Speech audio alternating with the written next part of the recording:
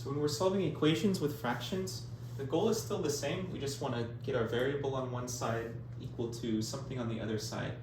We just have to be careful, and we're forced to obey the many rules of fractions. And as you may know, the rules change depending on what operation we're using, either adding, subtracting, or multiplying or dividing. So let's see how those show up as we work through these examples. In number 27, I want to solve for y. Let's move the 17/23 over to the right side. It's being subtracted, so let's add it to the right side. Do that as moving it over, plus 17/23. So I have 17/23, and I'm basically subtracting 11/23. It makes pretty good sense that I'll have 6/23 left over, 17 minus 11. The denominator is like the units that we're working with. So if we're adding or subtracting two fractions, we have to have the same denominator in order to perform the operation. That's the first condition, and we're lucky enough to already have that as the case here. So I'll keep the same denominator, 23, and then perform the operation on the numerator. This was technically negative 11 plus 17, or 17 minus 11, leaving us with a positive 6. So for adding or subtracting two fractions that already have the same denominator, just keep that denominator and do the operation. But what if they're different? So that's our case for number 28. I have x minus 1 over 40 equal to 19 over 20. Let's still at least move that over. That'll be our good first step, plus 1/40th. So let me just write it down here. X equals 19/20 plus 1/40. It's like they have two different units. We can't quite combine them together yet. So the goal is to get like our first case where we have the same denominator. And luckily with fractions, they're pretty easy to change. We can always multiply some number into a fraction as long as we do it on the top and the bottom. In that case, we're just scaling the fraction. We're not changing it, just kind of expressing it in a different way. So one thing we can do is try to change one denominator into the other. That's usually the first thing that I'll look for. If they're not the same, I'll say, okay, looking at the smaller one, is there some number I can multiply here that will turn this number into the other denominator? In that case, yes, if we multiply 20 by 2, we'll get 40. So I want to do that to the left fraction, multiply by 2, but I need to do that on both the top and the bottom in order to scale it properly. So this will transform into 19 times 2, that is 38, divided by or over 40. So 38/40ths plus 1/40. Now they have the same units, the same denominator, so 38/40ths plus 1/40th is 39/40ths. Now I can just add the numerators. And the denominator stays the same. So that's usually the first thing that I'll look for if I'm needing to add or subtract two fractions with different denominators. Can I just multiply the smaller one times some number to get the bigger one? And I'll do that on the top and bottom. That won't always work out, but if that does, then it's an easy way to start to combine them. In number 30, a little bit different from the previous two, we really just need to get rid of that 9 that's multiplied by m. We want to divide it, but it's going to divide over into this fraction, so I just want to discuss what we can do to simplify this. So we're dividing by 9, dividing by 9. There's two ways we can look at the right side. I have 1/5 kind of as one object being divided by 9. One way to view this is to view it as a division of two fractions. So I have, in a sense, 9 over 1. You can always put a whole number over 1. So I can write it out this way, like 1/5 divided by 9 over 1. When we're dividing two fractions, the way to divide is to, you may have heard the phrase keep, change, flip. Keep the first fraction, change it to multiplication, and then flip the second fraction. So flip the second fraction and then multiply. So this will be equal to 1/5 times 1 over 9. And when we're multiplying two fractions, you can just do the top times the top and the bottom times the bottom. Let me fit this in here. 1 times 1 is 1, 5 times 9 is 45. And our variable is n. So that's viewing it as a division of two fractions, just to show another slightly more straightforward point of view. If I'm dividing this 9 over, it's going to go in and multiply into the denominator of that fraction. You can view this division as like the 9 is going in and joining that 5, since from one perspective that 5 is already being divided here, so it's like going to go and join the right side underneath, and that 9 will go in and multiply with the 5. So 1 over 9 times 5, which is our 45. So we're being a little bit loose there. Technically, this is what's happening. We're doing like a division of two fractions, but you can view it as going in and multiplying into the denominator. It can be a little bit of a shortcut. But when in doubt, you can always write it out. I like to write it out as like a linear division, something divided by something, division of two fractions, and that can help me see it a little bit more clearly.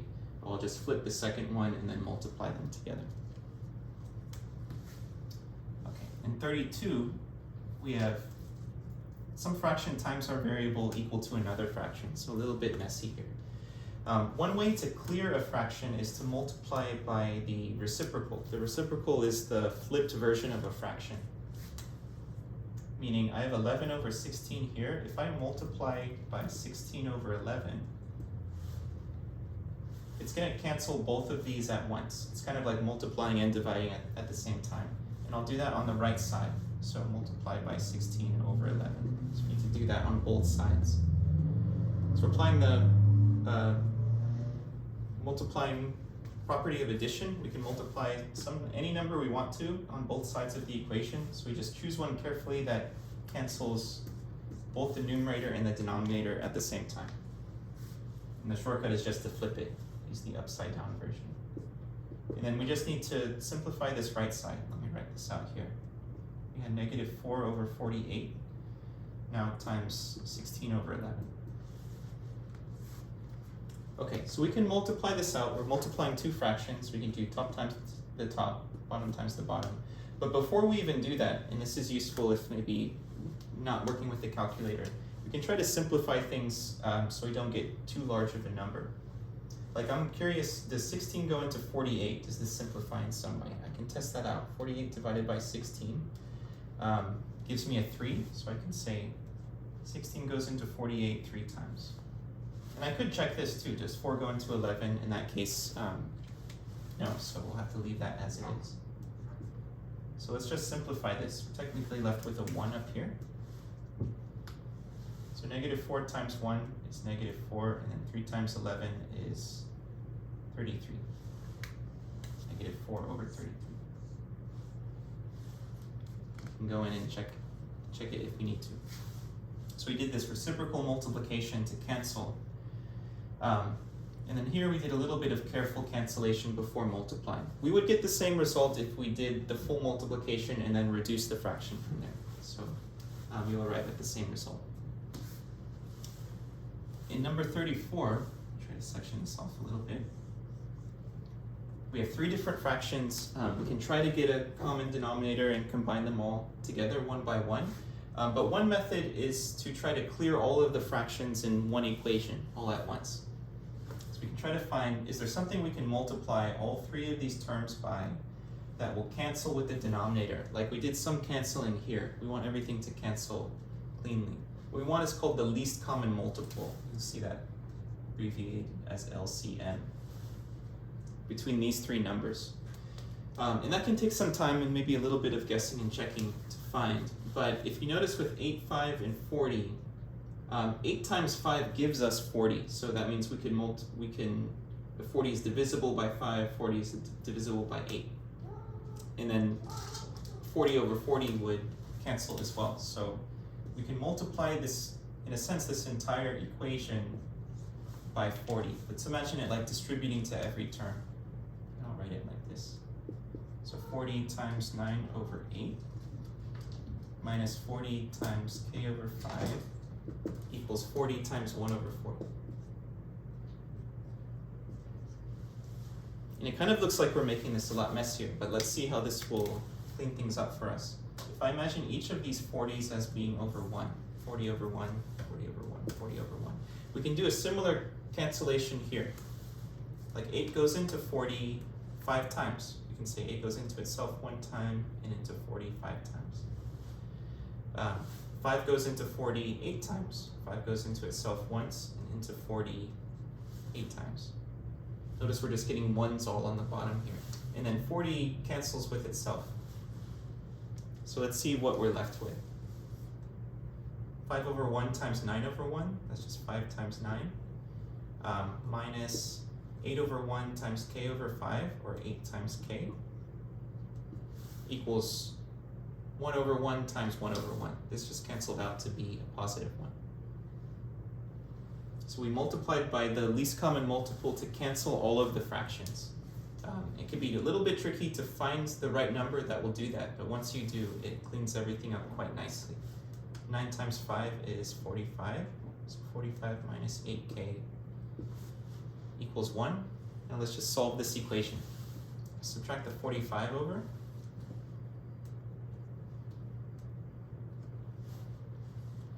I'm left with this minus 8k on the left side, and then 1 minus 45 will be negative 44.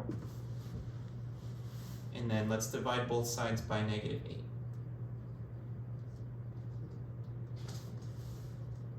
So we'll cancel on the left side. We just have to simplify this fraction. I'm left with the k. I have a negative divided by a negative, so that will become positive. Those will cancel. And then 44 isn't directly divisible by 8, but they're both divisible by 4. I can divide 44 by 4, that will give me 11, and 8 by 4 will give me a 2, so 11 halves. So lots of trickiness with the fractions. This one involved many of the rules, but this is one way to clear out all the fractions in an equation. If you can find the right number where each of the denominators will divide into that number. And it can be one of your denominators, and that was our case here. We can use 40 itself, because you can always cancel 40 with itself. So it's a tricky way to clear things out. And then 39, it just wants us to combine these two. At first glance, they appear to be not like terms, and in a sense they aren't, because x and 6 are not like terms, but we can at least combine this into a single fraction. Let's view this 6 as a 6 over 1. So x over 2 plus 6 over 1. We said previously if we're trying to add or subtract two fractions together, we need a common denominator. So I'm looking, can I turn the smaller one into the larger one? 1 is pretty nice. We can multiply 1 by anything. So let's multiply this by 2 on the top and bottom. So I have x over 2 plus 6 times 2 is 12 over 1 times 2 is 2. So now I have the common units, common denominator. So the way to combine this, we still won't combine the x and the 12, but we can at least write this in a single fraction with a common denominator, just as x plus 12 up top.